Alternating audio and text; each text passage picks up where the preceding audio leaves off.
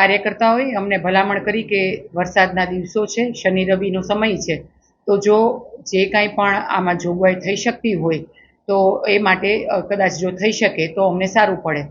ત્યારબાદ શહેર પ્રમુખ મુકેશભાઈ દોશી પણ આવ્યા અને એમણે પણ ડીસીપી એમણે એસીપી રબારી સાહેબ સાથે વાત કરી અને મેં ડીસીપી પૂજા યાદવ સાથે વાત કરી કે આ બાબતે શું થઈ શકે.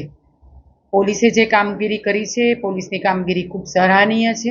રાજકોટનો એકમાત્ર પ્રશ્ન એ ટ્રાફિકનો પ્રશ્ન છે અને એ સંદર્ભે પોલીસે જે કાંઈ પણ કામગીરી કરી છે એ કામગીરી સંદર્ભે મારે ડીસીપી પૂજા યાદવ સાથે વાત થઈ હતી કે આ જે 2 કાર ડિટેન થઈ છે એમાં શું થઈ શકે. એ લોકોએ બંને કારનો આરટીઓનો મેમો જે તે કાર ચાલક હતા એમને અમારા કાર્યકર્તાને આપેલો હતો. આ બાબતે આરટીઓના મેમો બાબતે પણ અમારે વાત થઈ. તો આરટીઓ ઓફિસ ગઈકાલે શુક્રવારે સાંજે 6:30નો કાર્યક્રમ હતો, એટલે આરટીઓની ઓફિસ છે એ બંધ થઈ ગઈ હતી અને ત્યારબાદ એમણે એવું જ કીધું, પૂજા યાદવે પણ કાર ચાલકને એ જ રીતે સમજાવ્યું કે આપ આરટીઓએ જઈ અને આ મેમોમાં જે દંડની રકમ છે એ દંડની રકમ આપ ભરી આપશો તો આપની કાર છે એ તરત જ છૂટી થઈ જશે. પરંતુ 6:30 થઈ ગયા હોવાથી આરટીઓની ઓફિસ બંધ થઈ ગઈ હતી. એટલે ત્યારબાદ અમે પૂજા યાદવ જે ડીસીપી છે એમની સાથે ફરીથી પરામર્શ કરી અને એમને કીધું કે આમાં કોઈ પણ ન્યાય વિરુદ્ધનું કાર્ય કરવાનું નથી, કોઈ પણ કાયદાનું ઉલ્લંઘન કરવાનું નથી. જે કાંઈ પણ કાયદાકીય જોગવાઈ હોય એ બાબતે તમે અમને માર્ગદર્શન આપો કે જેથી કરીને અમે કાર્યકર્તાને એ રીતે સમજાવી શકીએ. આથી એમણે જ અમને માર્ગદર્શન આપ્યું કે આમાં 2 જોગવાઈ હોય છે કે એક તો આરટીઓએ જઈ અને દંડની રકમ ભરી દે એટલે તરત જ એમની કાર ત્યારે ને ત્યારે જ છૂટી થઈ જાય, અને બીજી જોગવાઈ એવી હોય છે કે એમની ઓરિજિનલ આરસી બુક, ગાડીની ઓરિજિનલ આરસી બુક એ પોલીસ સ્ટેશનમાં જમા કરાવે અને પછી જ્યારે એ આરટીઓ ઓફિસ જઈ અને દંડની રકમ છે એ ભરે અને ભર્યા બાદ એ પહોંચ અમને બતાવે એટલે અમે ગાડીની ઓરિજિનલ આરસી બુક અમે એમને પરત આપીએ. ત્યાં સુધી ગાડીની ઓરિજિનલ આરસી બુક છે એ અમારા કબજામાં રહે છે. આ કાયદાકીય જોગવાઈ છે.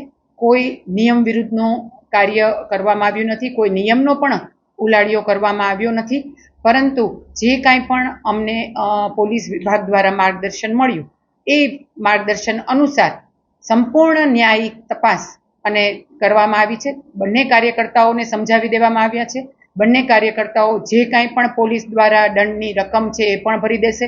અત્યારે એમની ઓરિજિનલ આરસી બુક પણ પોલીસના કબજા હેઠળ છે અને ત્યારે જ પોલીસ એમને પાછી આપશે જ્યારે એ સંપૂર્ણ દંડની રકમ ભરી આપશે. ભલામણ કરવાનો પ્રશ્ન નથી, મેં માર્ગદર્શન માંગ્યું હતું કે આ બાબતમાં ન્યાયિક જોગવાઈ શું છે એ બાબતનું મેં પૂજા યાદવ ડીસીપી છે એમની પાસે માર્ગદર્શન માંગ્યું ને એમણે જ મને માર્ગદર્શન આપ્યું કે આ રીતે 2 જોગવાઈ સરકારશ્રીમાં હોય છે, એટલે આમાં આ રીતે એ કરશે તો અમને કોઈ કાર રાખવાનો અમારે કંઈ બીજો ઉદ્દેશ નથી, પરંતુ ત્યાં સુધી અમે કાર છોડી ન શકીએ. મેં કીધું બરાબર છે, આપે જે કાર્યવાહી કરી એ બરાબર છે.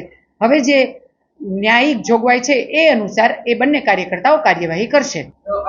અને એટલા જે કાર્યકર્તાઓએ આ કર્યું હતું એ કાર્યકર્તાઓને પણ અમારા માધ્યમથી કહેવામાં આવ્યું છે કે ભાઈ તમારે આમાં દંડ પણ ભરવો જ પડે, કારણ કે આ નિયમ તમે નેમ પ્લેટ ન રાખો, નંબર પ્લેટ ન રાખો એ યોગ્ય ન કહેવાય, એટલે દંડ તો ભરવો જ પડે.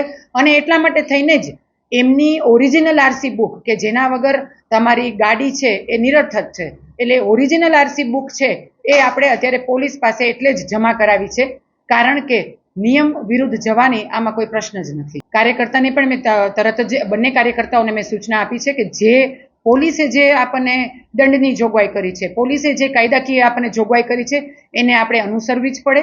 આપણે ભારતીય જનતા પાર્ટીના આપણે કાર્યકર્તા છીએ, આપણી એક ફરજ છે અને પાર્ટીની આપણી ફરજના ભાગરૂપે અને એક સાચા નાગરિકના ભાગરૂપે આપણે દંડ પણ ભરવો પડે, આપણે આપણી બુક પણ જમા કરાવવી પડે અને પોલીસનો જે ન્યાયિક દંડની જોગવાઈ છે એને આપણે ફોલો જ કરવી પડે ને ત્યારબાદ પણ જે કાંઈ પણ પોલીસ માર્ગદર્શન આપે એ પ્રમાણે આપણે એને અનુસરવું પડે. એ આપણી એક સાચા નાગરિક તરીકેની ફરજ છે.